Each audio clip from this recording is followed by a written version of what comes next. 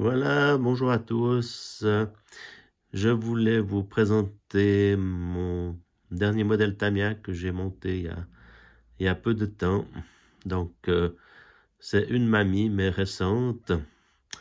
C'est, enfin, récente, de fabrication, n'est-ce pas? Donc, le véhicule est neuf.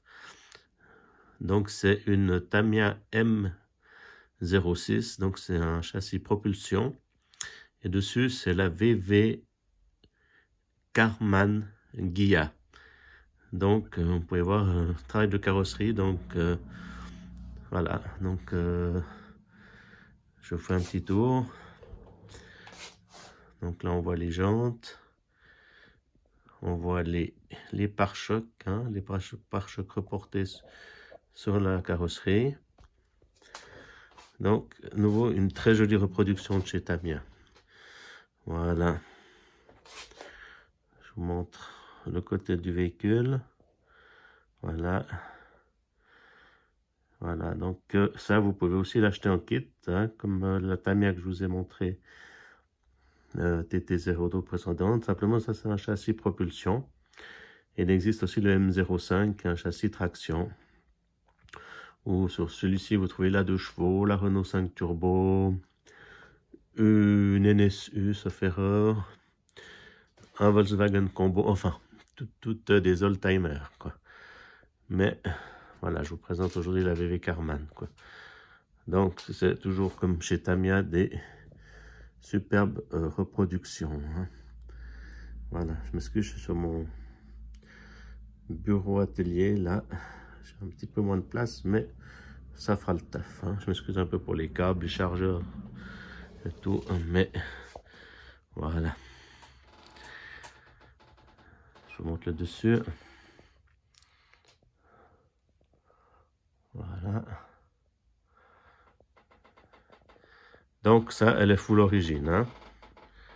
Donc, ouais, full origine, non, parce, pas tout à fait. J'ai mis les roulements, kit roulement à billes, hein. Parce d'origine, c'est des bagues, un bague nylon, et puis, voilà. On peut mettre un kit roulement, c'est toujours plus sympathique si vous voulez après modifier au niveau motorisation, si vous voulez passer au brushless.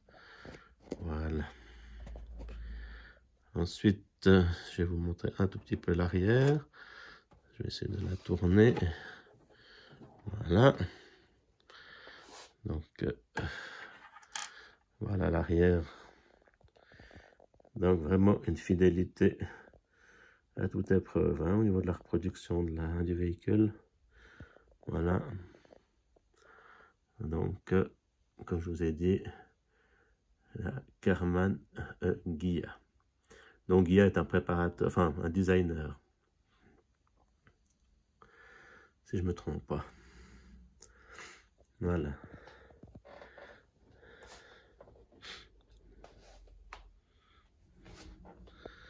Ok, alors je vais un petit peu tourner le châssis et je vais vous montrer l'intérieur. Voilà. Voilà, donc on est sur le châssis M06.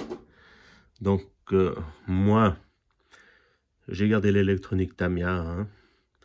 Donc c'est ce qui est fourni avec le combo. Donc vous pouvez voir que c'est aussi un variateur compatible brushless.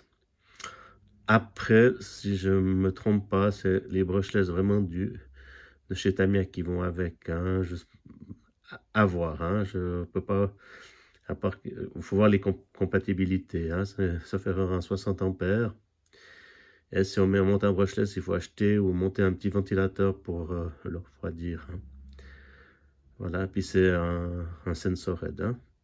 Donc il vous faut impérativement un moteur avec un senseur, sinon il démarre pas. Expérience faite. Donc j'ai mis un moteur, ce que j'ai mis dessus, j'avais mis un moteur Shobywing, mais j'ai eu plus de problèmes que d'efficacité. Donc je pense vraiment à faire fonctionner avec le moteur d'origine. Un récepteur Spectrum. Alors là, voilà, je vous montre le train avant. Donc là, on est sur un train avant standard avec des amortisseurs à friction. Je ne sais pas si vous voyez bien. Voilà. Donc, on a sur ce châssis, contrairement au TT02, les biellettes réglables, que ce soit pour la direction et pour le carrossage. Voilà. Je veux dire pour le pincement et le carrossage. Voilà.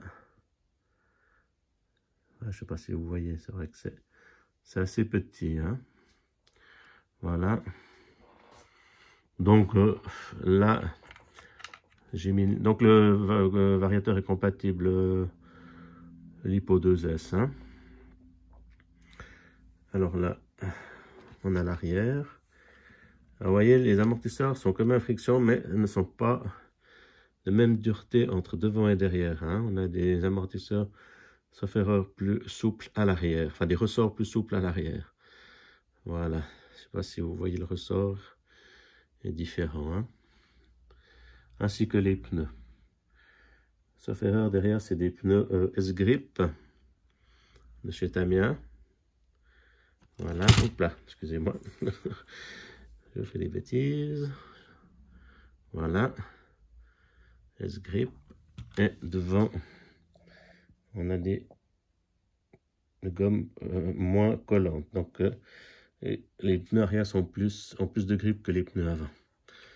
Voilà. Comme ça, je vous montre directement le train arrière.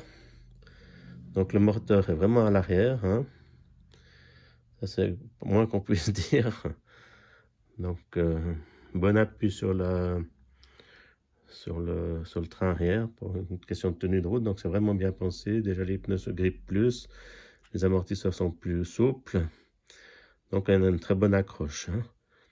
Voilà. Après, on a un moteur standard, donc un moteur charbon. Voilà, qui fait très bien l'affaire pour ce petit modèle, mais on peut mettre un peu plus. Hein, ça ne risque pas grand-chose. Mais il faut mettre les roulements. Hein, puis, je pense pas dépasser les 2S.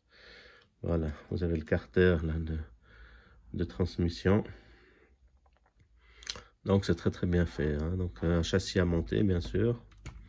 À peindre. Enfin, voilà, vous avez tout à faire. Le cerveau.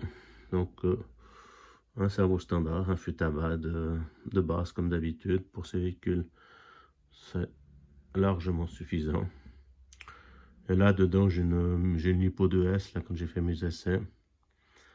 Ça va très très bien. Quoi. Voilà, un joli petit véhicule. Sympathique à monter. Si on aime la propulsion, c'est sympathique. Faire des petites glissades. Mais voilà, c'est un autre pilotage qu'une 4 roues motrices. Après, voilà, ça reste vraiment une maquette roulante, hein, comme je dis. Voilà. Mais on peut quand même déjà faire des jolies choses en roulant. Et on peut toujours optionner. On peut mettre des amortisseurs hydrauliques. Enfin, plein de choses. Hein. Voilà. Mais je vous remercie d'avoir vu cette petite vidéo. Et puis, abonnez-vous. Et puis, merci de votre soutien. Bonne journée.